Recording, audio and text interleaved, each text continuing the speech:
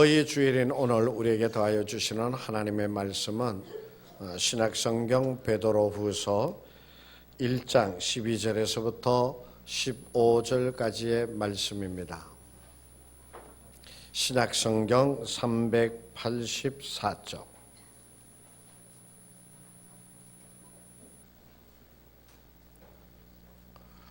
신약성경 384쪽 베드로후서 1장 12절에서부터 15절까지 받들어 봉독하겠습니다. 그러므로 너희가 이것을 알고 이미 있는 진리에서 있으나 내가 항상 너희에게 생각나게 하려 하노라.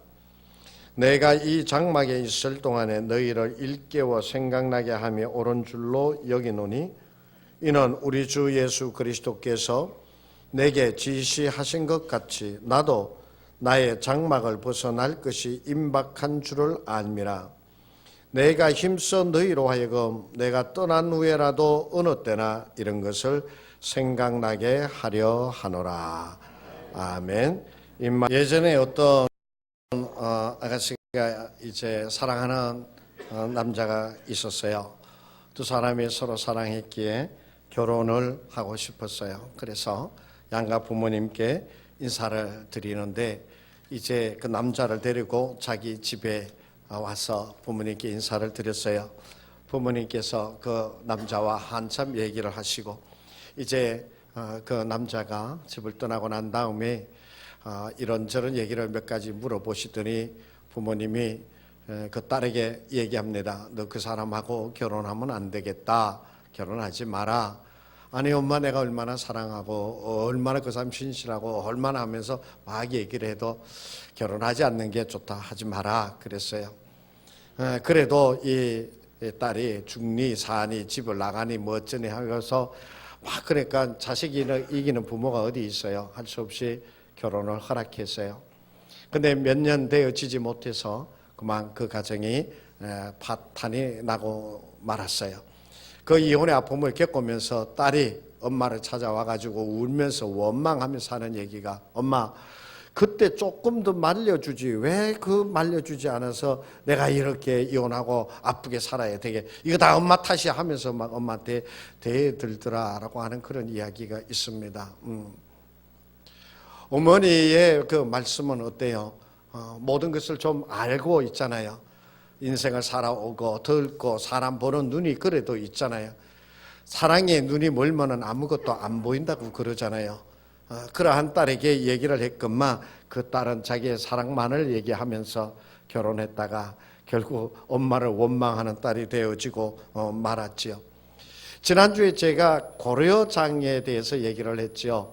고려장이 예전에 우리나라에 있었다고 그러는데 그 고려장이 없어지게 되어진 또 다른 이야기 두 가지 썰이 있는데 또 다른 하나는 뭐냐 하면 예전 대신 중에 한 사람의 어머니가 연세가 많으셔서 이제 고려장으로 해서 산에다 갔다가 내다 버린다라는 말이 조금 쓰기 그런데 하여튼 산에다가 모셔야 되는 그런 어머니 연세가 되었어요. 그런데 도저히 이 효자인 아들은 대신인 신하인 이 사람은 도저히 어머니를 그렇게 할 수가 없었어요. 다른 사람이 눈에 띄면 또 안 되겠기에 이 여자는 어머니를 벽장 속에다가 이렇게 모셔다 두고서는 자기가 직접 어머님의 그 식사나 수발을 들면서 다른 사람은 아무도 모르게 마치 어머니를 내다 버린 것처럼 그렇게 행동을 한 거예요. 그런데 그때 나라에 무슨 일이 생기게 되었냐 하면은 그 중국에서 사신이 내려와 가지고 너희가 우리가 지금 내는 이 문제를 풀어야만 된다. 풀지 못할 때는 그에 상응한 대가를 치러야 될 것이다.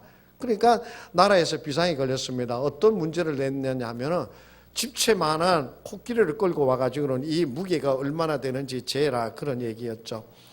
그러니까 그 대신 왕과부터 시작해서 대신들이 전부 다 이거 분명히 중국에서 이렇게 해서 우리나라를 이렇게 뜯어가려고 전쟁을 하려고 하는데 이거 어떻게 하면 좋느냐 누가 아는 사람이 없느냐 아무리 방을 붙이고 뭐 해도 안 되는 거예요. 그런데 이 대신에 어머니에게 그 식사를 이제 대접하러 가는데 얼굴이 수심이 가득한 거예요. 그 문제를 신하로서 못 풀고 그러니까 무슨 일이냐. 자꾸 어머니가 물으니까 어머니 이러이러한 일이 있어서 이렇게 됐습니다. 그러니까 그 벽장에 있던 연세 많으신 어머니가 그 얘기를 했대죠. 그 코끼리를 끌고 강으로 가라. 강가에 가가지고 조그만 배에다가 그 코끼리를 태워서 강에 물에 띄워라. 그러면은 그 배가 이렇게 코끼리가 타가지고 이렇게 가라앉았을 것이다. 거기에다가 눈금을 이렇게 쳐놓고 코끼리를 내리고 한 다음에 그 다음에 큰 돌덩어리를 갖다가 배를 채워라. 그러고 나서 똑같이 물에 띄워서 그 눈금까지 딱 다다르게 되어지면은 됐으니까 무채다 대고 그 돌 무게를 재면은 전부 다 재면 그게 그 코끼리 무게가 될 것이다. 그렇게 일러줬다는 거예요. 그래서 그 말을 들은 중국의 사신이 와 조선에 이렇게 영험한 신하가 있단 말이냐. 이 나라를 치면은 우리가 성공하지 못하겠다 해서 그 문제를 거둬들이고 침공하지 않았다.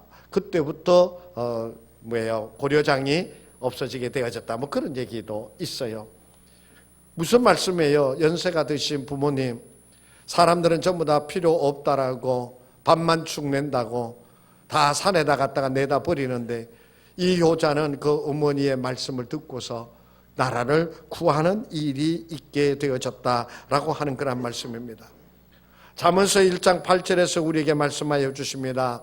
내 아들아 내 아비의 훈계를 들으며 내 어미의 법을 떠나지 말라.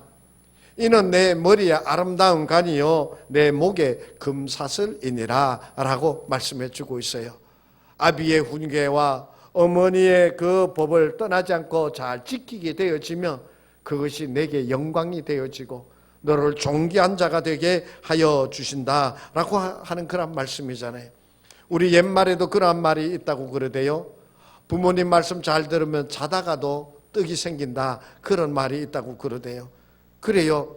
내가 생각하기에는 그 어머니 아버지가 세대 차이 나서 나하고 생각하는 것이 다르고 나하고 어떤 것을 깨닫는 그러한 모든 것이 차이가 나서 세대 차이 난다고 그러고 막 그런다 하더라도 그 나이 드신 부모님의 얘기를 듣는 것이 내게 유익하다라고 하는 그런 말씀입니다. 그렇기 때문에 우리는 부모님의 말씀을 순종하는 자들이 되어야 돼요.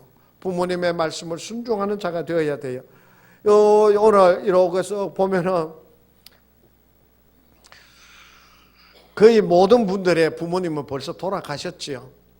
그죠? 거의 모든 부모, 여러분들의 거의 모든 분들의 부모님은 돌아가셔서 이 세상에 계시지 않습니다만은 그러나 말씀을 끝까지 잘 들으시기를 바랍니다. 부모의 말씀을 왜 순종해야 되는지, 돌아가신 부모님의 그 말씀을 왜 기억하고 들어야 되는지 말씀을 드릴게요. 창세기 22장에 보면은 하나님께서 100세에 얻은 아들 이삭을 가진 아브라함에게 명령하시는 것이 나옵니다. 너는 내가 너에게 지시하는 땅 모리아 산으로 내 아들 이삭을 데리고 가서 거기에서 나에게 번제로 드리라. 하나님께서 아브라함에게 그 얘기를 하십니다. 그랬을 때 아브라함의 생각이 얼마나 힘들었겠습니까? 100세에 얻은 아들인데 그 아들을 하나님께서 번제로 죽여서 내 손으로 죽여서 번제로 제사를 드리려고 그러니까 아브라함의 마음이 얼마나 힘들었겠습니까? 드디어 사흘길을 가가지고 모리아 산을 향하여 올라가는데 아브라함이 그 번제단에 쓸 나무를 이제 이삭에게 지었습니다. 그리고 그 번제를 드린 불을 들고 이제 길을 갑니다. 길을 가는데 뒤따라오는 이삭이 얘기합니다. 아버지요, 번제에 쓸 나무도 있고 불도 있는데 번제에 쓸 어린 양은 어디에 있습니까? 그러니까 아브라함이 할 수 있는 말은 가보면 안다. 그 말밖에 없었어요. 그래서 드디어 올라가서 그 이삭을 결박을 해서 묶어놓고 나무로 제단을 쌓아놓고 그 위에다가 이삭을 얹어놓고 이제 불을 죽여서 이제 불을 태워서 그 아들을 제물로 바쳐야 되는 그러한 순간인데 이 아브라함이 칼을 들고 이삭에게 달려들 때 하나님께서 멈춰라 그러고 하시는 말씀이 있죠. 이제야 내가 나를 사랑하는 줄 알겠노라 라고 하는 하나님의 음성을 듣게 되어지죠. 저는 이 아브라함이 약 한 120세 가까이 됐을 것이라고 생각을 합니다. 바로 그러한 때에 이 이삭을 제물로 바치게 되어졌을 때 이삭이 어떠한 행동을 취하였을까라고 하는 것에 대해 성경이 구체적으로 밝혀주는 것은 없습니다. 아브라함이 이삭을 데리고 올라갈 때 이삭이 그런 말을 했다. 번제설 어린 양은 어디에 있습니까? 그 얘기를 한 거는 나와요. 그런데 있잖아요. 그런데 이 이삭은 아버지 아브라함이 집에 있을 때 하나님 앞에 제사를 드리는 모습을 보았습니다. 제단을 쌓아놓고 거기에다가 어린 양을 잡아가지고 올려놓고 제물을 바치는 것을 이삭은 보았을 것입니다. 그런데 산에 정상에 오르자마자 늙으신 아버지가 자기 몸을 밧줄로 동동 결박을 합니다. 그랬을 때 이삭이 무슨 생각이 들었을까요? 아버지 아브라함이 자기의 몸을 밧줄로 묶을 때 아차 이건 뭐가 잘못됐구나. 이건 잘못됐구나. 그러더니 그 묶은 자기의 몸을 번제단 나무 위에 올려놓습니다. 나무 위에 올려놓습니다. 그랬을 때 이거 내가 죽는 거구나 라고 하는 생각 들지 않았을까요? 그런데 이삭은 아버지의 그러한 행동에 대하여 아무런 행동을 나타내고 있지 않습니다. 120세가 넘는 아버지가 자기 몸을 붙잡아서 결박을 밧줄로 묶으려 할 때 몸부림치고 도망가면 못 갔겠습니까? 그 아버지가 자기의 몸을 안아가지고 나무로 쌓은 제단 위에 올려놓을 때 몸부림치면은 그 아버지가 그 아들을 올려서 제단 위에 올려놓을 수 있었겠습니까? 그런데 성경은 이삭이 어떠한 모습으로 아버지에게 항거했느니 그런 얘기 하나도 없습니다.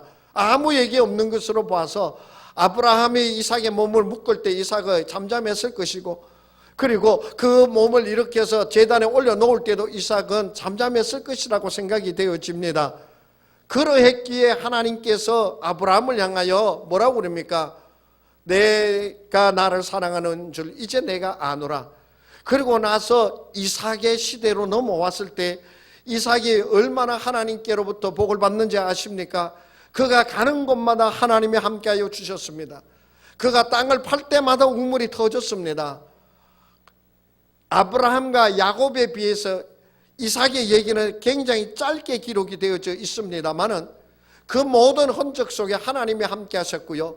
마지막에는 그 해에 농사를 지었더니 100배의 소출을 얻었다고 그렇게 얘기하고 있는 것을 보게 되어집니다. 무슨 말씀입니까? 아브라함, 하나님의 말씀에 순종하며 나아간 아브라함은 하나님께로부터 인정받는 아버지가 되어졌고 그 아버지의 말에 순종하여 제물이 되어져 나아갔던 이삭은 하나님께서 한없는 복을 더하여 주시고 그로 하여금 창대한 자가 되게 하여 주실 아브라함의 하나님, 이삭의 하나님, 야곱의 하나님이 되어 주신 것을 우리는 보게 되어집니다. 우리는 있잖아요, 부모님의 그 말씀에 정말 엉터리 같은 그 말씀에 순종할 수 있는 자녀가 되어야 돼요. 생각해 보면은 시대에 맞지 아니하고 때로는 아버지의 그 말이 옹고집적인 데도 있고요. 때로는 어머니가 얘기하는 것이 자기 만족을 위하여 얘기하는 것처럼 들려집니다만은 내 생각에 맞지 아니하고 내 의견과 틀리는 그러한 말씀이라 하더라도 다른 사람이 아는 부모님이시기에 그 말씀에 순종하며 나아가는 자가 되어야 된다라고 하는 것이에요. 부모님의 말씀에 순종하는 자가 되어야 되는 것이에요. 예전에 한 마을에 효자를 둔 아버지가 있었고 불효자를 둔 아버지가 있었어요. 이 불효자를 둔 아버지는 효자를 둔 그 아버지가 너무나도 부러웠습니다. 어떻게 저렇게 아버지에게 효자를 하고 아버지 말에만 잘 들을까? 너무나도 시샘이 나서 한 번은 그 집을 찾아갔어요. 그 효자 아버지, 어떻게 당신네 아들은 그렇게 아버지의 말을 잘 듣는 효자입니까?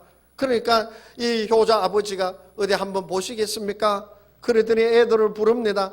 자녀들을 부르니까는 아들 몇 명이 후루루 나옵니다. 난데없이 아버지가 얘기합니다. 얘들아, 외양간에 가서 저 어미소를 끌어다가 지붕에 좀 올려라. 그러니까 이 아들들이 예 하더니 뭐 질문도 없어요. 어떻게 올려요? 얘기도 없어요. 가서 외양간에 가서 소를 끄집어내 오더니 사다리를 갖다가 지붕에 떡 걸쳐놓고는 그 사다리 위로 소를 올리겠다고 그 아들 하나는 고삐를 잡고 올라가서 위에서 잡아 당깁니다. 또 아들 하나는 밑에서 소 엉덩이를 밀어 올립니다. 아무리 한들 그 소가 사다리 타고 지붕에 올라가겠습니까? 아들들이 그 일을 하면서 그거 몰랐을까요? 도저히 할 수 없다는, 이건 이치에 맞지 않는다라고 하는 이야기, 그거 누가 얘기해서 합니까? 멍청한 아들도 아닌데. 그런데 이 아들들은 땀을 뻘뻘 흘리면서 고삐를 잡아 당깁니다. 소 발을 갖다가 사다리 이 난간에다가 걸쳐 놓으려고 온갖 노력을 다 합니다. 아무리 해봐도 한 발자국도 사다리 위로 올라갈 수 없습니다. 그런데 그 아들들은 끝까지 올리겠다고 땀 삘삘 흘리면서 그 일을 하고 있어요. 아버지가 얘기합니다. 보셨습니까? 그러고 방으로 들어가더라는 거예요. 아버지 부모님의 말씀에 순종하는 것은요, 이치에 맞아서가 아니에요. 그것이 견해가 맞기 때문에 되어지는 것이 아니에요. 부모님의 말씀에 순종하는 것은 이치에 따라 순종하는 것이 아니에요. 경우에 맞아서 순종하는 것이 아니에요. 부모님의 말씀이니까 순종하는 거예요. 부모님의 말씀이니까 순종하는 거예요. 그것이 때로는 손해가 되어지고, 그것이 때로는 정말 내 아를 창피하게 만드는 일들이 있어요. 예전에 우리 어머니가 있잖아요. 이게 뭐예요? 육아라고 그러죠. 이거 하는데, 이 육아라고 하는데 이거 만드는 우리 어머니 전문이었어요. 이렇게 해가지고 그 밀떡 요만하게 해가지고 장판 끄집어내고 이게 말려가지고 기름에 튀기면 요만하게 막 이딴만하게 벌어지고, 거기다 티밥 쪼가리 막 붙여가지고 한번 바삭바삭하게 마시세요. 그런데요, 그 어머니가 나한테 심부름 시킨 게 있습니다. 뭐냐 하면은 쌀 불린 거를 나한테 주면서 방앗간에 가서 빻아오라는 거예요. 그러면 이 귀하신 집의 아들인 제가 갔습니다. 그런데 그 방앗간 그 아저씨들이 쌀을 빻아주는 데 있대요. 절대 2번 안 빻아줍니다. 그래가지고 빻아주는 대로 내가 가지고 왔어요. 엄마가 딱 보더니 쌀이 탁 해서 딱 보더니 이거 몇 번 빻아서 이거 2번 빻으라고 내가 그렇게 얘기했잖아. 근데 왜 한 번밖에 안 빻아내? 알았어요. 그러고서 또 방앗간 갑니다. 그럼 아저씨가 야단합니다. 왜? 이게 밀대가 이렇게 돌아가잖아요.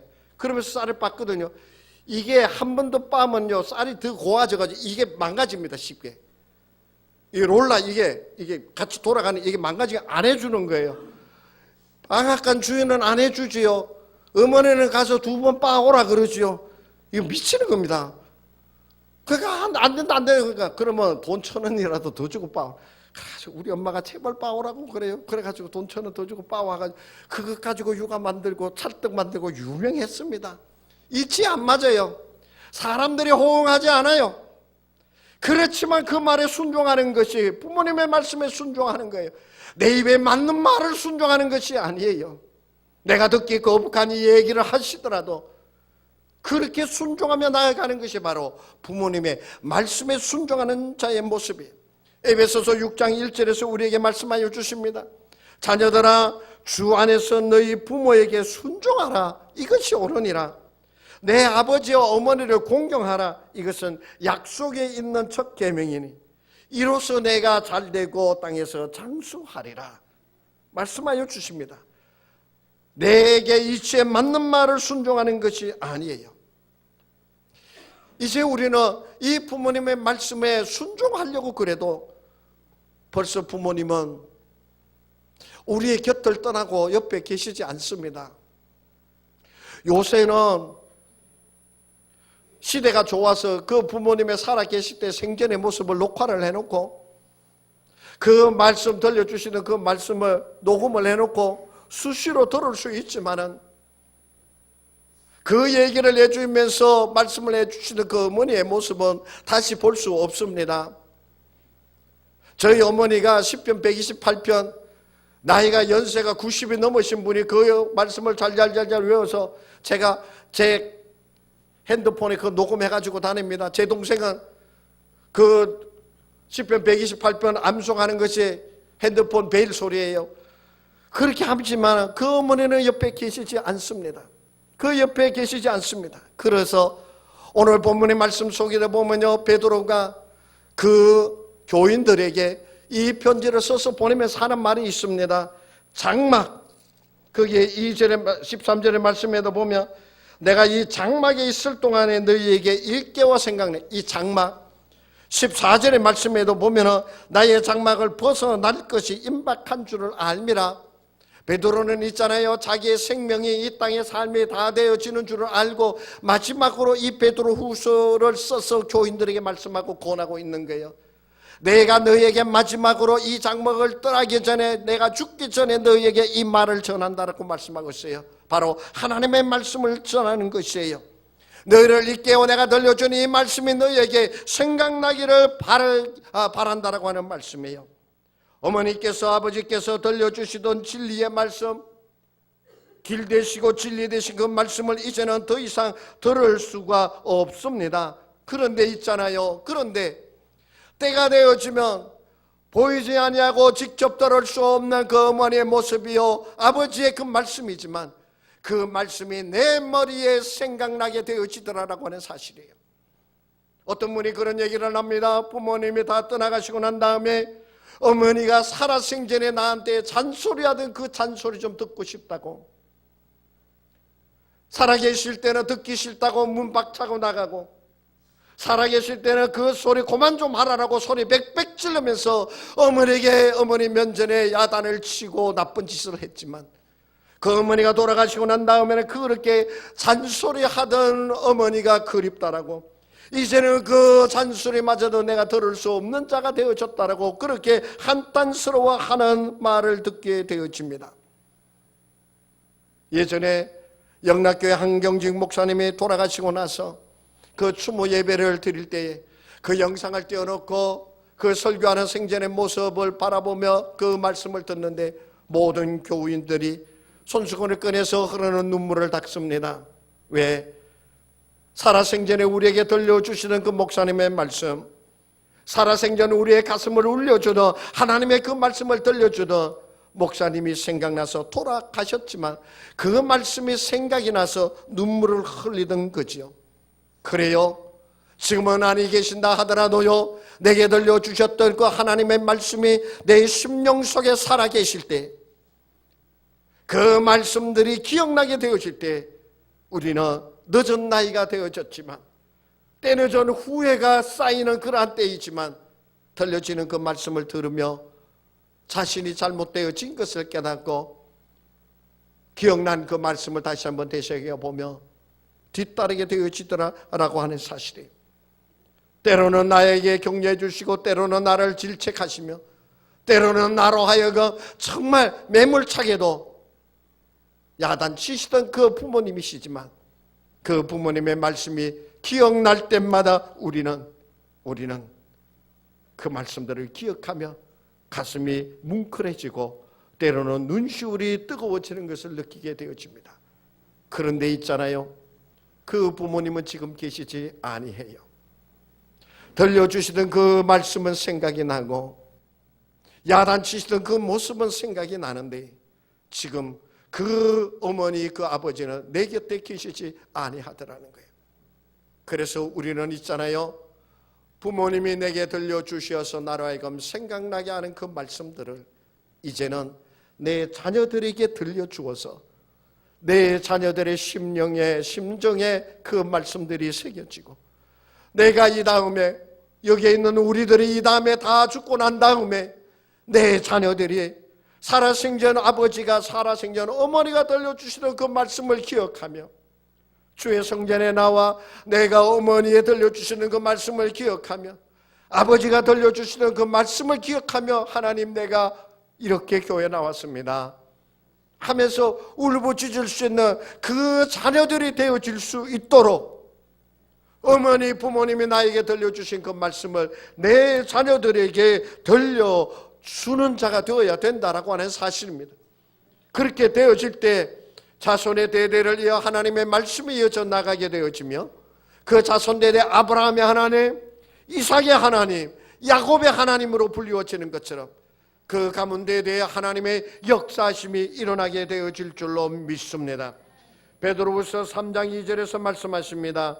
그 거룩한 선지자들의 예언한 말씀과 주 대신 구주께서 너희의 사도로 말미암아 명하신 것을, 구주께서 너희의 사도들로 말미암아 명하신 것을 기억하게 하려 하노라. 그 하나님의 들려주셨던 그 하나님의 말씀을 기억하고 들려주셨던 그 말씀을 기억하며 나아가게 되어질 때 거기에 생명의 역사가 있을 줄로 믿습니다. 마지막으로 부모님은 하나님의 사랑이십니다. 하나님께서는 부모님을 통하여 하나님의 사랑을 그 자녀들에게 알게 하셨고, 하나님께서는 부모님을 통하여 사랑하는 자의 모습이 어떠한지, 어떻게 사랑하여 주는지 부모님을 통하여 그 자녀들에게 알려주셨고 보여지게 하셨습니다. 때로는 질책하시는 그 모습을 통하여 하나님께서 질책하시는 모습을 깨닫게 하여 주시고, 때로는 아들을 십자가에 내어놓으시는 아버지의 마음을 알게 하는, 정말 그 아들로 인하여 눈물을 흘리며 안타까워하며 홀로 밤을 지새우며 아들의 그 모습을 생각하며 안타까워하는 그 모습 속에서 아들을 십자가에 내놓으신 하나님의 모습을 보게 하여 주시고, 때로는 기다려 주시고, 때로는 권면하시고, 때로는 내가 있으니까 힘내라고 말씀하여 주시면서 용기를 더하여 주시던 그 아버지, 어머니의 그 모습을 통하여 우리는 하나님을 깨닫게 되어지고, 우리는 하나님을 보게 되어지고, 하나님의 사랑을 누릴 수 있는 자가 되어진다라고 하는 거예요. 그래서 있잖아요, 제가 우리 오늘 기도문 썼잖아요. 공동 기도문에 거기에 제가 부모님은 하나님의 사랑이십니다. 이 말을 쓰고 제가 얼마나 뿌듯했는지 몰라요. 부모님은 하나님의 사랑이십니다. 그래요, 하나님께서는 그 부모님을 통하여 하나님의 사랑을 구체적으로 우리에게 보여주셨고 구체적으로 우리에게 들려주셨단 말이에요. 그렇기 때문에 우리의 부모된 자들은 자녀들에게 내가 어떻게 보여지느냐에 따라서 자녀들에게 하나님의 모습이 심겨진다는 것을 아시고, 우리의 부모들이 먼저 깨어있어 자녀들에게 하나님의 모습을 보여줄 수 있는, 하나님의 어떠한 마음으로 기다리고 계시는지 보여줄 수 있는, 하나님께서 얼마나 나를 사랑하시는가라고 하는 것을 자녀들에게 보여줄 수 있는 부모의 그 마음이 되어져서, 부모님은 하나님의 사랑이십니다라고 하는 그 이야기가 삶 속에서 드러날 수 있도록 보여주는 부모가 되어야 될 것입니다. 이제 우리는 부모님을 통하여 보여주신 하나님의 사랑을 기억해야만 합니다. 그리고 그것을 부모님처럼, 나의 부모님처럼 내 자녀들에게 전하여 주는 우리들이 되어야 합니다. 그래서 그 부모의 사랑이 언제나 내 자녀들에게 이어져 갈 수 있도록 부모님을 통하여 보여주신 하나님의 그 사랑을 기억하며 증거하는 우리가 되어지기를 간절히 원합니다. 제가 어버이날이나 또 어버이 주일이 되어지면 항상 잊지 않고 쓰는 시조가 하나 있지요. 바로 노계 박인노 씨의 조홍시가, 반중 좋은 감이 고와도 보이나다, 유자이 아니라도 품음직하다마는 부모가 반길이 없으니 글로 서로 하노라. 부모님은 기다려주지 않으십니다. 기다려주지 않으세요. 부모님이 살아생전에 그렇게 좋아하시던 빨갛게 익은 홍시, 어느 집에 갔더니 그거를 쟁반에다가 끄집어 내놨는데 그걸 보니까는 부모님 생각이 나는 거예요. 그 당시에 유자, 감귤, 이것보다 값이 싼 유자이 아니라도 품음직하다마는, 비싼 유자가 아니라도 그 홍시 내가 품에 안고 집에 달려가고 싶다마는 내가 가져가서 드려도 맞이하여 줄 부모가 계시지 않으니 글로 서로 하노라. 부모님은 기다려 주시지 않습니다. 아무리 내가 부모님의 그 잔소리를 내 평생 듣고 싶어도 부모님은 그 잔소리 평생 해 주시지 못합니다. 아무리 부모님의 그 모습이 싫어도 영원히 내 곁에 계시는 것이 아닙니다. 이제 우리는 부모님이 들려주신 그 말씀이 정말 하나님의 말씀이 되어지고, 그리고 그것을 내 자녀들에게 보여줄 수 있는 부모가 되어지기 위하여 간절한 마음으로 나아가는 우리가 되시기를 원합니다. 기도하시겠습니다. 하나님 아버지, 부모님을 통하여 보여주신 하나님 아버지의 그 크고도 놀라우신 사랑, 이제 우리가 그 사랑을 깨달아 누리며 이제 그 사랑을 받고 깨닫고 보았사오니 이제 내 자녀들에게 하나님의 그 사랑을 보여주는 부모가 되어지게 하여 주시옵소서. 아버지 하나님의 그 말씀을 기억하며 부모님을 생각하며 내 자녀들 앞에 행하는 우리가 되어지기를 간절히 바라오며 예수님의 이름으로 기도하옵나이다. 아멘.